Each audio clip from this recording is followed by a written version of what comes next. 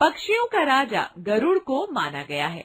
हंस भी एक ऐसा पक्षी है जो बहुत शांत, सफेद रंग का एवं सफाई पसंद होता है। हंस की एक सुंदर पुत्री थी, उसका नाम खुशी था। हंस ने सभी पक्षियों की सभा बुलाई और उससे स्वयंवर की बात कही। मित्रों, आज मैंने आप लोगों को स्वयंवर के लिए बुलाया है। मेरी इच्छा है कि जो विवाह करने की इच्छा रखते हैं वे अपने अपने सर्वश्रेष्ठ गुणों का प्रदर्शन करें, जिससे पुत्री प्रभावित होगी उससे मैं उसका विवाह करूंगा। क्या आप मेरी बात से सहमत हैं? हाँ हाँ, सहमत है। हाँ, सहमत है। हम सबसे पहले कौवे की प्रतिभा देखना चाहेंगे। वह उड़कर हंसनी का चक्कर लगाने लगा, फिर काऊ काऊ करने लगा। उसकी बात सुनकर अनेक कौवे यहाँ आ गए। चारों तरफ काऊ काऊ की आवाज गूंजने लगी।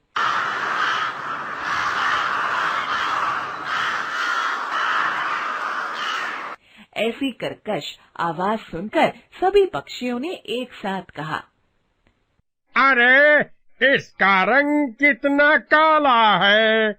ऐसी कर्कश आवाज सुनकर तो प्राण ही निकल जाएंगे।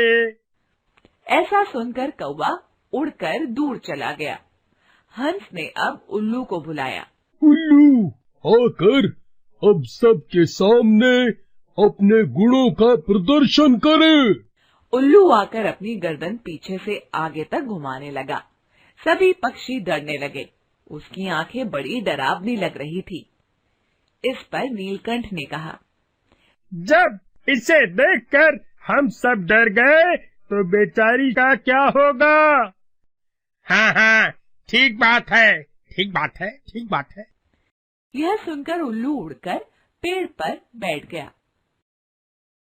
अब हंस ने मुर्गे को बुलाया।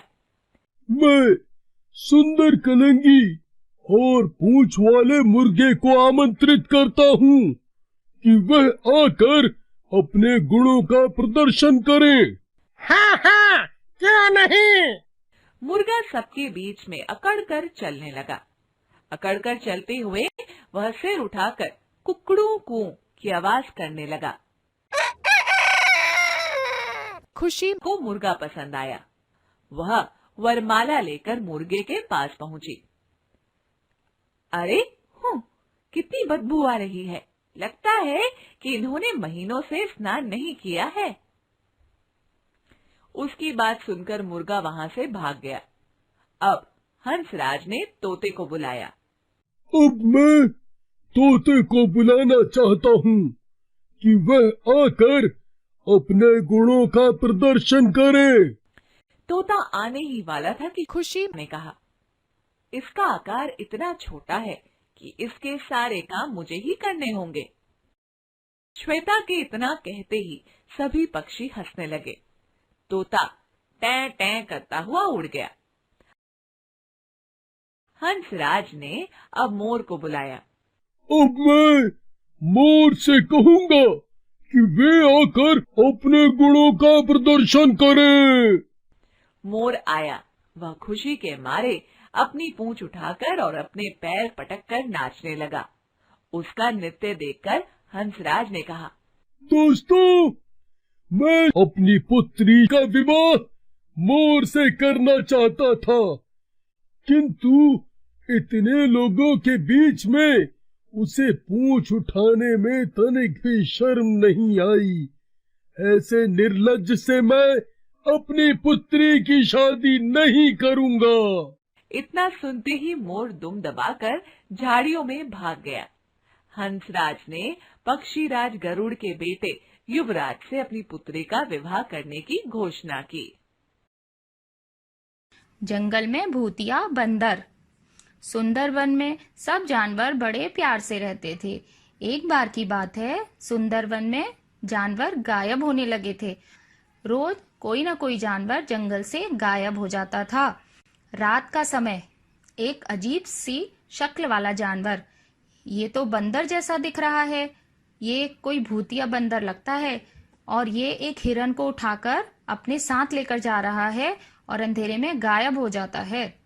अरे लोमड़ी बहन, कल से चीकू खरगोश नहीं दिखा, कहाँ चला गया वो? पता नहीं, मुझे भी नहीं दिखा, और हिरनू भी मुझे 2-3 दिन से नहीं दिखाई दे रहा।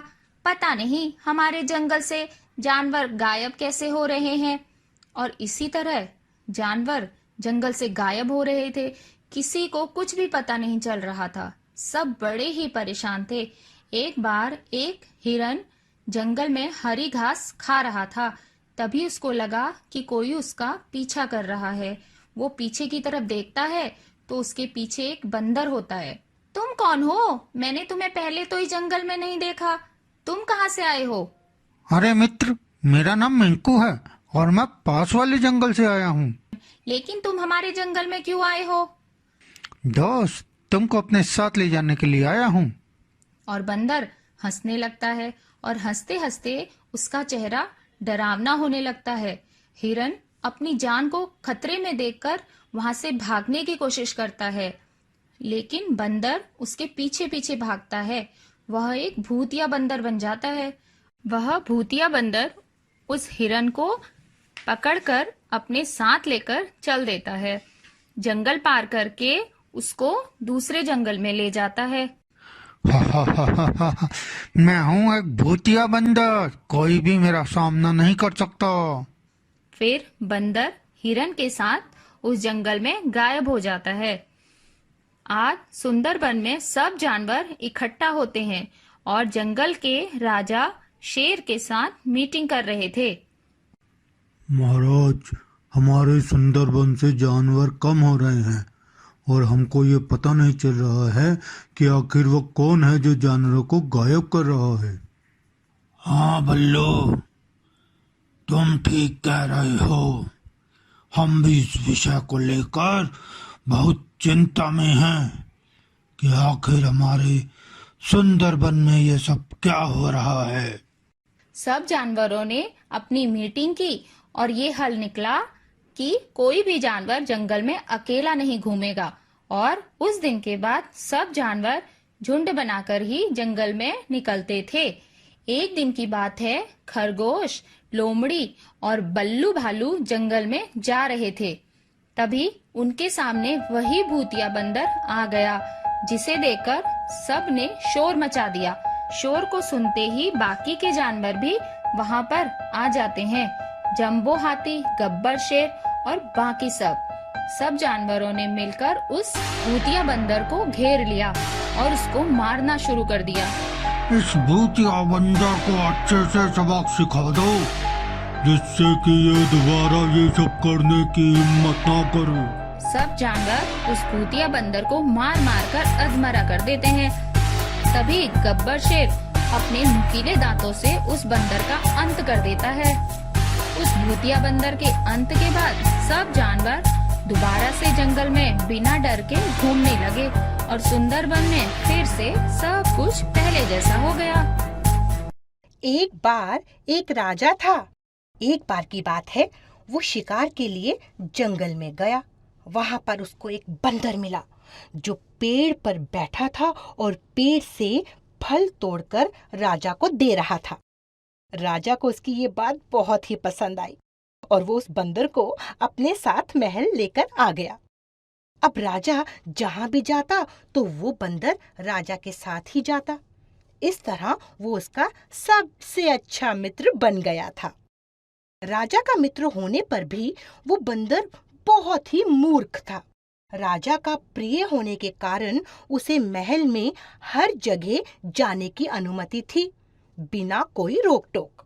उसे शाही तरीके से महल में इज्जत दी जाती थी और यहाँ तक कि वो राजा के कमरे में भी आराम से आ जा सकता था, जहाँ राजा के गोपनीय सेवकों को भी आना जाना मना था। एक दिन की बात है, राजा अपने कमरे में आराम से सो रहे थे और बंदर राजा के बिस्तर के पास उसकी रखवाली कर रहा था। उसी समय बंदर ने देखा कि एक मक्खी आकर राजा की नाक पर बैठ गई। बंदर ने उसको एक बार भगा दिया। थोड़ी देर बाद वो मक्खी दोबारा राजा की नाक पर आकर बैठ गई। बंदर ने दोबारा उसे अपने हाथों से भगा दिया। थोड़ी देर के बाद बंदर ने फिर से देखा, वो मक्खी फिर आकर राजा की नाक पर बैठ गई। मक्खी के बार बार आने से राजा की नींद खराब हो रही थी और इससे बंदर को गुस्सा आ रहा था। वो गुस्से में आकर मक्खी को मारने की कोशिश करने लगा, लेकिन वो बार बार उड़ जाती थी। उसने पास ही रखी हुई राजा की तलवार उठाई और मक्खी को मारने के लिए मौका देखने लगा। कुछ देर बाद वो मक्खी दोबारा आई और इस बार फिर से राजा की नाक पर आकर बैठ गई। बंदर तो पहले से ही तैयार था। उसने आव देखा ना ताव और तलवार से मक्खी पर हमला कर दिया। मक्खी तो नहीं मरी, लेकिन राजा की नाक कट गई और वो बुरी तरह से घायल हो गया। तो बच्चों, इस कहानी से आपको क्या शिक्षा मिलती है? मूर्ख दोस्तों से सावधान रहें। वो आपके दुश्मन से भी ज्यादा आपका नुकसान कर सकते हैं।